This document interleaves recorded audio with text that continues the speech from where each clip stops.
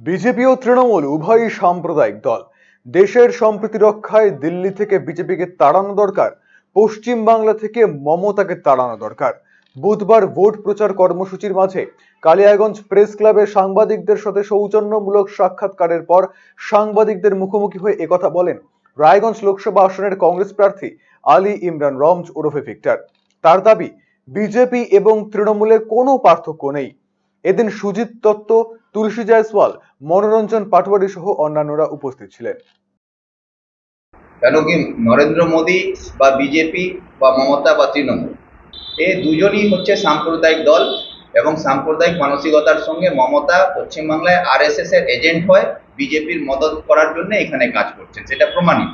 সেই জন্যে আমরা কংগ্রেস বা বামফ্রন্ট আমরা হচ্ছি সেকুলার দল। দেশের মধ্যে আমরা হিন্দু মুসলমান সব শিখ ইসাই সবাইকে নিয়ে চলতে চাই একটা ধর্মীয় সম্প্রীতিকে রক্ষা করার জন্যে।